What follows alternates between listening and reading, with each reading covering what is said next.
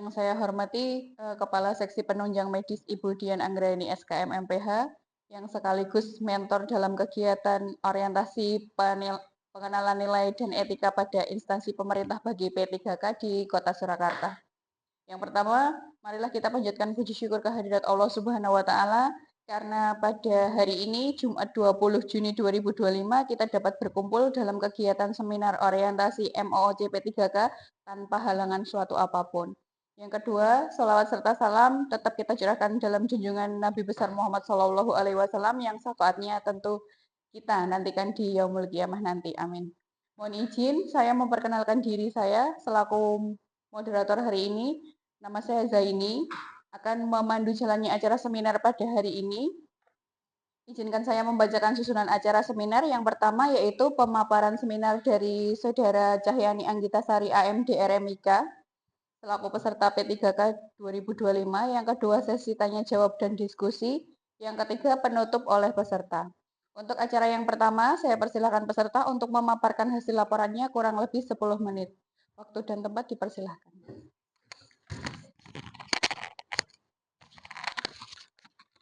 Assalamualaikum warahmatullahi wabarakatuh. Terima kasih Mbak Zaini selaku moderator.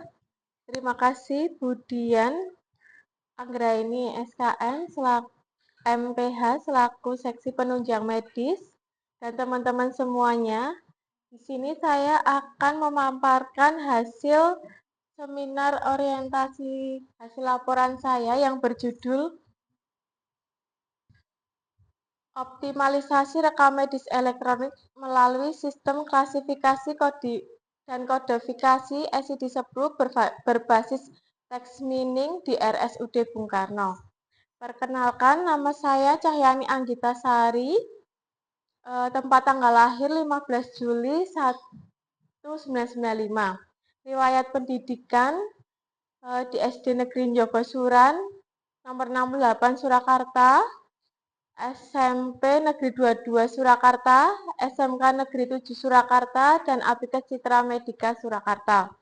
Riwayat pekerjaan saya tahun 2017 sampai 2018 di RS Ciputra Tangerang dan berlanjut di 2019 sampai sekarang di Rumah Sakit Umum Daerah Bung Karno Surakarta. Adapun latar belakang dari seminar ini adalah orientasi pengenalan nilai dan etik pada instansi pemerintah sebagai bentuk salah satu upaya dalam mendukung pelaksanaan tugas jabatan dan mencapai visi misi organisasi. Tujuannya mampu memahami nilai dan etika pada instansi pemerintah. 2. Mengenal nilai dan etika pada instansi pemerintah. 3. Mengimplementasikan nilai dan etika pada instansi pemerintah.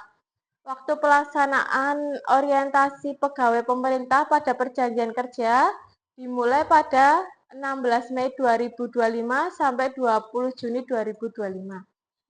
Tempat orientasi mengenal nilai dan etika pada instansi pemerintah bagi pegawai pemerintah dengan perjanjian kerja dilaksanakan di RSUD Bung Karno, Kota Surakarta.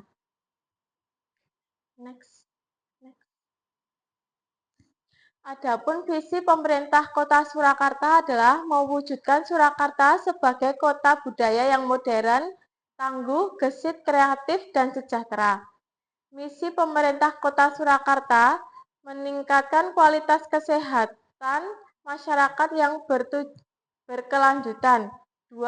Memperkuat pertumbuhan ekonomi yang additif dan berkelanjutan. 3. Mewujudkan tata ruang dan infrastruktur kota yang mendukung kemajuan kebudayaan dan pariwisata berkelanjutan. 4. Meningkatkan kualitas dan daya saing pemuda dan masyarakat umum di bagian bidang pendidikan, ekonomi, seni budaya, dan olahraga. 5. Mengembangkan tata kelola pemerintahan dan pelayanan publik yang gesit dan kolaboratif berdasarkan semangat gotong royong dan kebinekaan. 6. Mewujudkan kemakmuran dan kesejahteraan bersama warga kota yang berkeadilan dan inklusif. 7. Mewujudkan daerah yang kondusif, kondusif dan berkenan pada umat beragama dan dalam tata kehidupan bermasyarakat yang saling menghormati. Adapun SOTK Pemerintah Kota Surakarta terdiri dari Wali Kota Surakarta, DPR, berlanjut staf ahli, sekretariat daerah, sekretariat DPRD. Visi misi Dinas Kesehatan Surakarta. Mewujudkan Dinas Kesehatan Kota Surakarta dengan kerja ikhlas dan memberikan pelayanan prima. Misi Dinas Kesehatan 1. Memberikan pelayanan prima yang berorientasi pada kesesuaian peraturan perundangan yang berlaku, keterbukaan informasi dan kejelasan. 2. Meningkatkan kualitas SDM aparatur secara periodik dan berkelanjutan. 3. Mengembangkan sarana dan prasarana serta pemutakhiran teknologi informasi. Adapun SOTK OPD di Kepala Dinas Kesehatan, di bawah sekretaris, terus lanjut di UPTD, UOBK, dan UOBF. Visi misi Rumah Sakit Bung Karno, visinya menjadi rumah sakit dengan pelayanan paripurna berdasarkan semangat Bung Karno guna mewujudkan masyarakat yang waras. Adapun visi misi Rumah Sakit Bung Karno, visinya adalah menjadi rumah sakit dengan pelayanan paripurna berdasarkan semangat Bung Karno guna mewujudkan masyarakat yang waras. Misi, meningkatkan kualitas pelayanan paripurna yang bertumpu pada peningkatan mutu dan keselamatan pasien. 2. Meningkatkan kualitas sumber daya manusia yang wasis, disiplin, dan luas dalam pengabdian serta ikhlas dalam pelayanan. 3. Meningkatkan kualitas sarana dan prasarana. 4. Menyelenggarakan tata kelola organisasi yang efektif, efisien, yang berasa gotong royong dan kejujuran. 5. Meningkatkan kesejahteraan dan profesionalisme karyawan. 6. Mewujudkan rumah sakit sebagai wahan pendidikan, penelitian, dan pengembangan pelayanan kesehatan. Adapun SOTK RSUD Bung Karno terdiri dari Direktur, SIPI, Komite, Bagian Tata Laksana, Bidang Penunjang Medis, Bidang Penunjang. Adapun SOTK di unit rekam medis terdiri dari Direktur, Kepala Penunjang, Kepala Seksi Penunjang, Kepala Unit Rekam Medis, dan Kepala Unit Rekam Medis. Pendahuluan, rekam medis elektronik merupakan bagian penting dari transformasi digital dalam pelayanan kesehatan sebagai dokumentasi utama informasi pasien. Rekam medis elektronik memegang peran strategi dalam penunjang pelayanan klinis, administratif, serta pelaporan kesehatan baik di tingkat lokal maupun nasional. Seiring perkembangan teknologi informasi, pendekatan text mining muncul sebagai solusi inovatif untuk mengekstraksi informasi penting dari data teks tidak terstruktur dalam rekam medis. Melalui algoritma text mining, sistem dapat secara otomatis mengenali dan mengklasifikasi diagnosa berdasarkan catatan medis dokter yang kemudian dapat dikodekan sesuai standar SID-10. Rencana hasil kerja, identifikasi isu, belum adanya sistem optimalisasi yang mampu mengkonversi catatan medis text mining ke dalam ICD-10 secara akurat, terintegrasi, dan sistem rekam medis elektronik. Kurang optimalisasinya alur pelayanan pendaftaran bayi baru lahir di Rumah Sakit Bung Karno. Belum adanya kepatuhan dalam pengisian rekam medis pasien rawat inap 24 jam setelah selesai. Isu yang diangkat, kurangnya integrasi antara sistem rekam medis elektronik dan sistem klasifikasi ICD-10 menyebabkan proses pengkodean masih dilakukan secara manual. memerlukan waktu lama, serta berpotensi menimbulkan kesalahan interpretasi. Gagasan isu optimalisasi rekam medis elektronik melalui sistem klasifikasi dan kodifikasi SID-10 berbasis tag mining di RSUD Bung Karno. Penetapan isu melalui urgent seberapa mendesak suatu isu harus dibahas, dianalisa, dan ditindaklanjuti. Seriousness, berapa serius suatu isu harus dibahas, dikiatkan dengan akibat yang akan ditimbulkan. Growth, sebagai besar kemungkinan memburuknya isu tersebut jika tidak ditangani segera. Hasil dari USG yaitu mendapatkan nilai 1 skor total 14, skor total nomor 2 12, nomor 3 11, dan nomor 4 nilainya 10.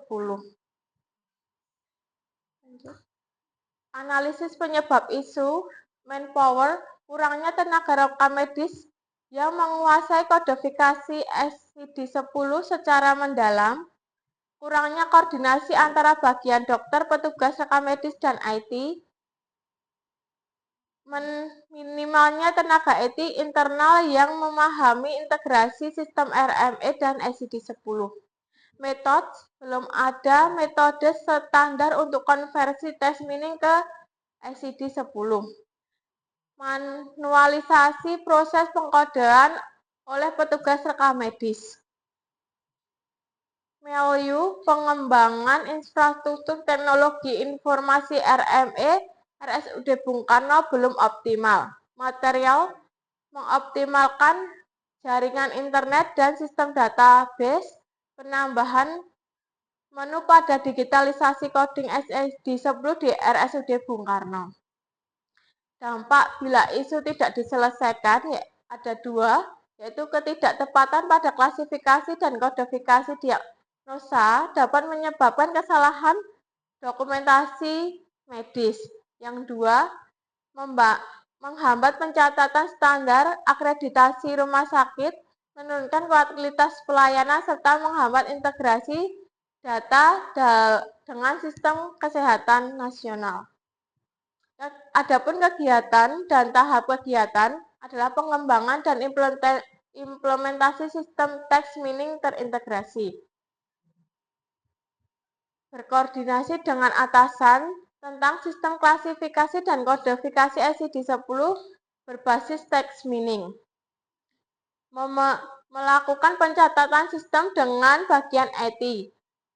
Proses pengkodean SID-10 berbasis text mining lebih memudahkan user. Yang kedua, standarisasi format penulisan rekam medis, menyusun panduan penggunaan format rekam medis.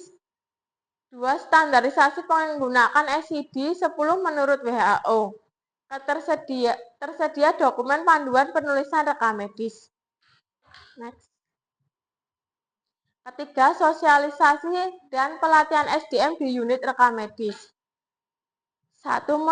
Pemaparan kebijakan baru tentang kodifikasi SID-10 berbasis sistem.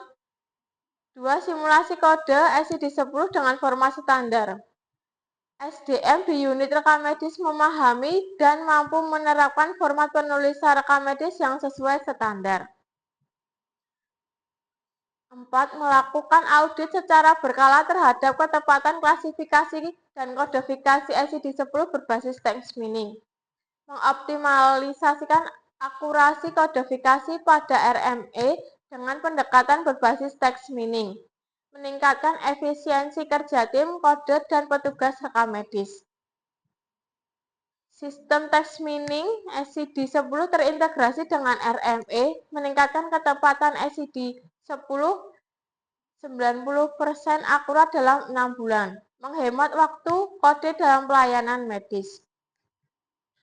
Penguatan infrastruktur digital rumah sakit, pengadaan dan pengembangan infrastruktur, keamanan data dan sistem, monitoring, evaluasi, dan pemeliharaan, infrastruktur jaringan rumah sakit stabil dan cepat, akses internet lancar, terwujudnya rumah sakit berbasis teknologi informasi dengan pelayanan cepat, akurat, dan efisien.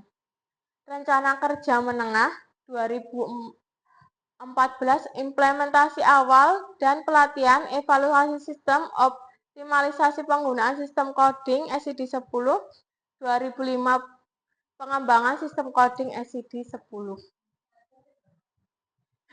2025 harusnya Bu yang ini.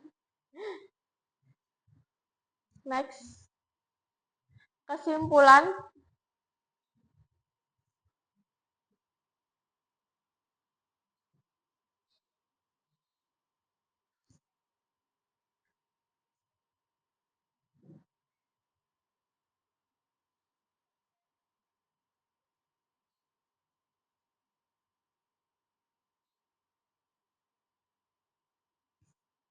adapun kesimpulan dari penelitian ini mewujudkan bahwa penerapan sistem klasifikasi dan kodifikasi SCD-10 berbasis T-mining pada rekam medis elektronik tidak terstruktur dapat meningkatkan kecepatan dan ketepatan dalam proses pengkodean diagnosa.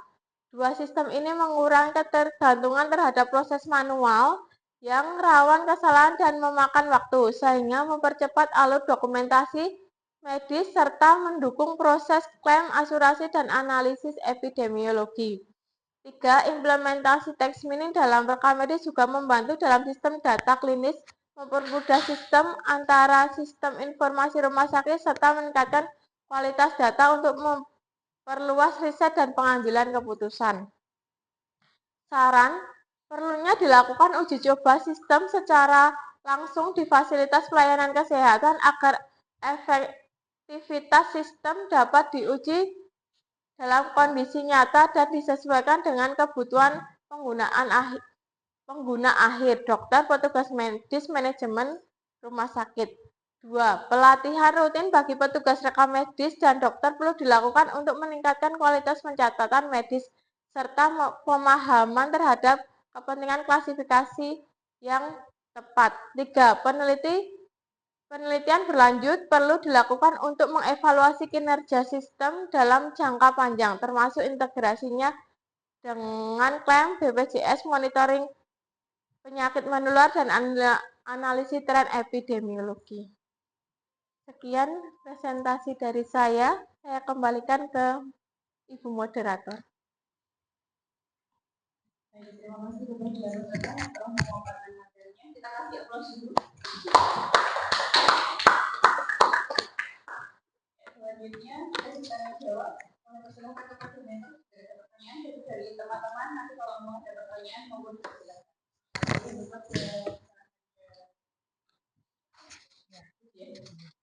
Terima kasih Mbak Zaini. Selamat ya Mbak Anggita sudah memaparkan dari hasil orientasi P3K-nya.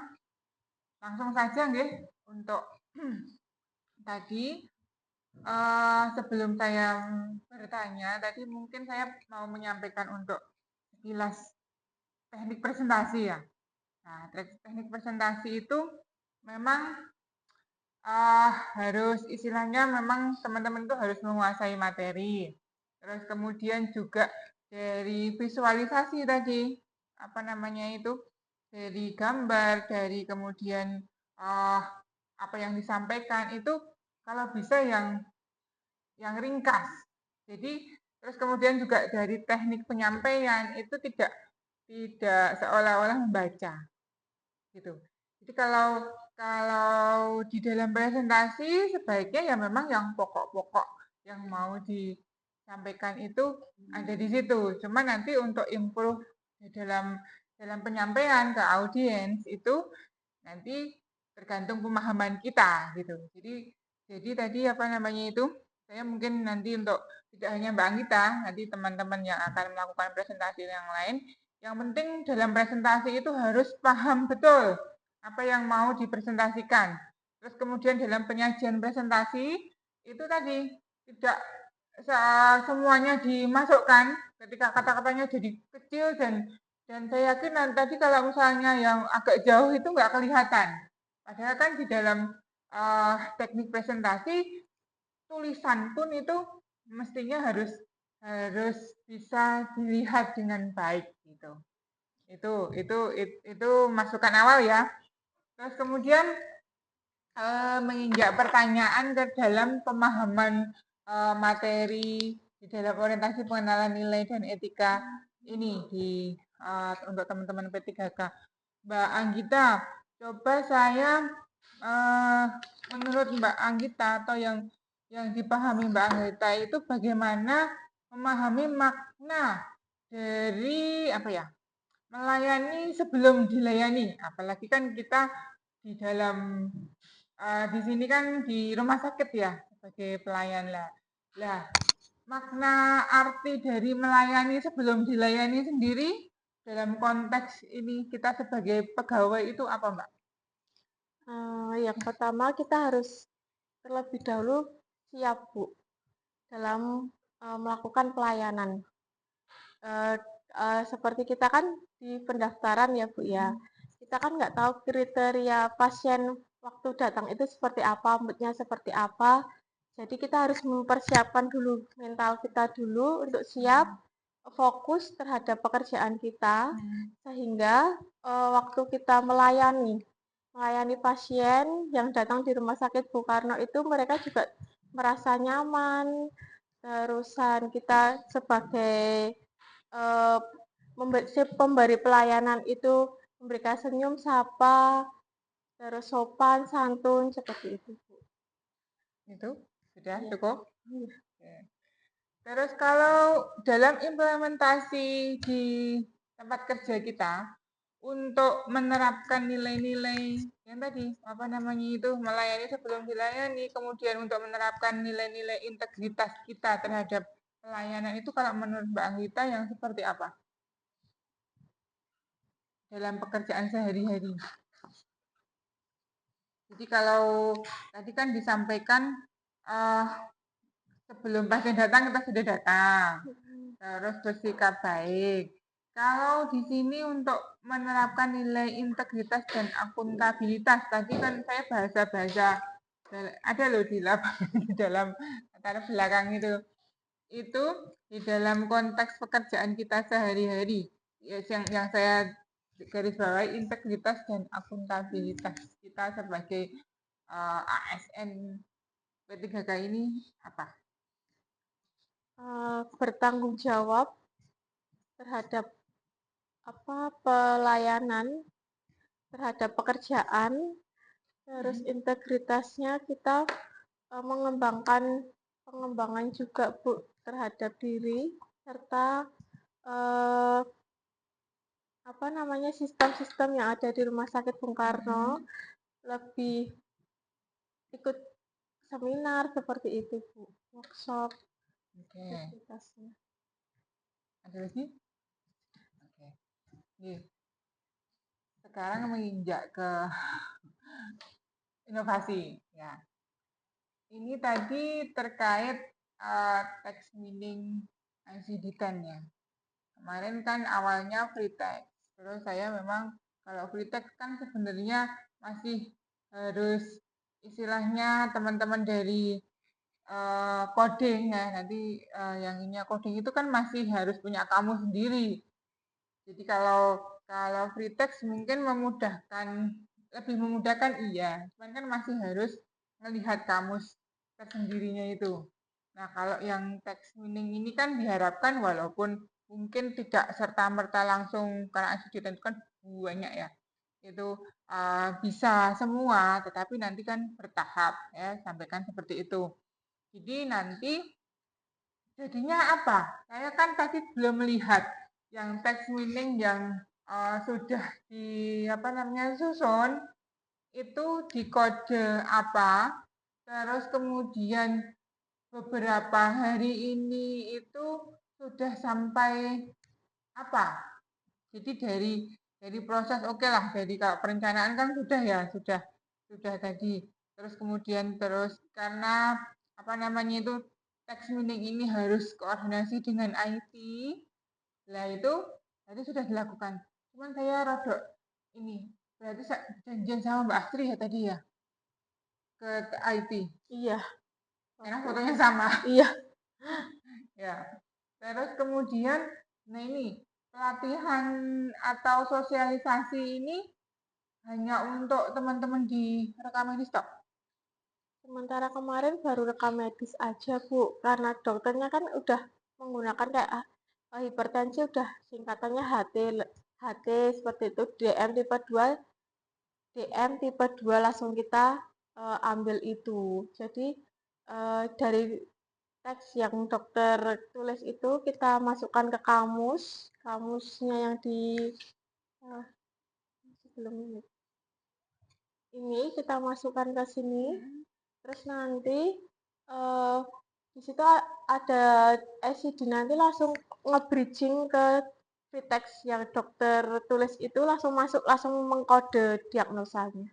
Oke, berarti belum sampai, bayangan saya gini, bayangan saya nanti harapannya itu begitu dokter itu nulis HT apa itu di dalam sistem SIM RS kita itu sudah Langsung ambil. ngoding, iya, Ya. langsung Ini ngoding. juga Iya, langsung. berarti kan juga menurut saya itu perlu juga disampaikan ke PPA, apalagi ini DPJP ya, untuk memudahkan beliau karena kan memang tujuannya salah satunya tadi selain untuk memudahkan di dalam coding itu kan juga eh, tindak lanjut dari dokter misalnya pemberian terapi, terus kemudian tindak lanjut diagnosa yang lain misalkan ada penyerta dan lain-lain itu bisa bisa dapat dilihat jelas dengan coding tersebut gitu.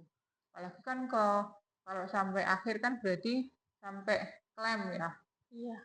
Gitu.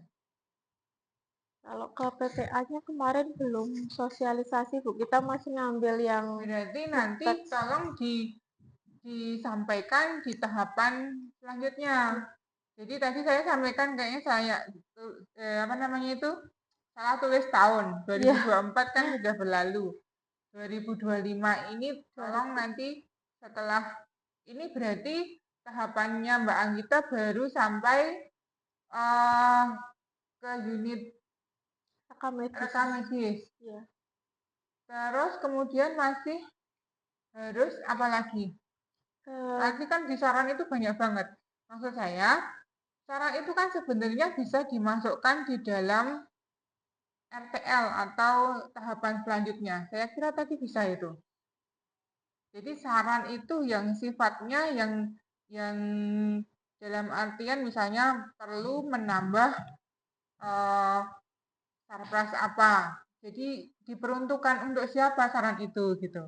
Jadi kalau misalnya memang diperuntukkan untuk apa namanya pengembangan ini ICD-10 ini itu sebaiknya yang tidak di dalam alur atau tahapan yang sudah harusnya itu sebenarnya masih masuk tahapan gitu. Jadi nanti bisa saran ke itu PPA, mungkin juga saran ke manajemen seperti itu atau mungkin yuk rumah sakit lah ya, manajemen rumah sakit atau mungkin saran ke yang instansi-instansi yang lebih tinggi misalnya. Nah ini kan kayak gini kan sebenarnya bisa dilakukan atau dijadikan uh, tahapan selanjutnya. RTL di tahun bisa dilakukan di tahun 2025 ini maupun di tahun-tahun selanjutnya kan uji coba sistem. Ya, mesti ini kan sebelum disosialisasi itu diuji coba dulu. Kalau secara teori kan begitu kan. Kalau kita punya pengembangan sesuatu sebelum kita sosialisasikan ya harusnya diuji coba dulu. Bagaimana efektivitas, efisiensinya. Jadi nanti di sini kan belum kelihatan antara perbandingan sebelum pakai text meaning ini dan sesudah ada text meaning gitu ya. Coba nanti untuk lebih dikembangkan lagi tadi sebenarnya konsepnya bagus. Cuman mungkin apa ya pendalaman terhadap apa yang mau diambil ini lebih dianalisa lagi. Jadi kalau uji coba ini harusnya masuk di dalam sebelum sosialisasi. Kalau misalnya hanya contohnya misalnya di polikulit misalnya yang Mbak Anggita ambil, ya sudah fokus dulu di polikulit itu, terus kemudian di situ ada uji cobanya. Jadi kan maksud saya ada nanti kalau ketika PPA itu ada saran masukan itu kita tampung, terus kemudian kalau masih ada waktu ya itu kan mestinya harus diperbaiki dulu, baru nanti ada sosialisasi. Kalaupun sudah disosialisasi berarti kan diimplementasikan. Nah, di dalam implementasi itu harusnya kan ada tadi sudah mulai masuk ke monitoring evaluasi gitu. Kan sebelum dikembangkan nanti ke arah yang misalnya dari poli kulit ke poli yang lainnya atau mungkin coding untuk penyakit-penyakit. Misalnya penyakit 10 besar penyakit misalnya atau yang terbanyak dulu misalkan coding itu, atau kemarin karena memilih kulit kan karena sudah ada. Iya.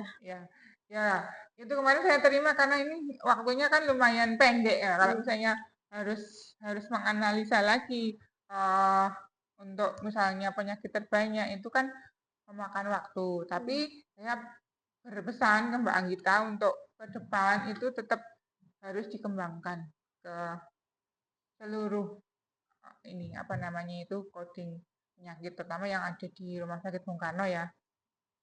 Itu mungkin jadi nanti tolong diperbaiki lagi Mbak sistematika dalam pelaporannya. Kemarin yang dikirim ke saya itu juga belum lengkap, kayaknya belum ada daftar apa namanya itu, ya toh? Iya. Itu. Terus kemudian sampai daftar pustakanya. Gitu. Oke, matur nuwun.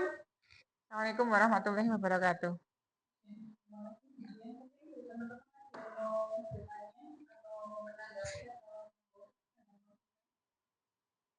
Ayo dong, nggak apa-apa. Latihan, latihan bertanya.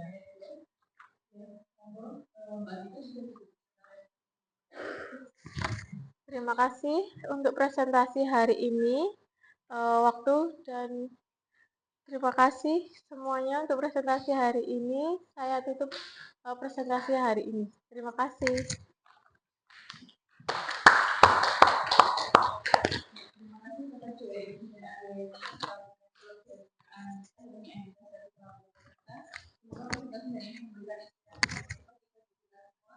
Terima kasih. Salam sejahtera. Wassalamualaikum warahmatullahi wabarakatuh. Waalaikumsalam.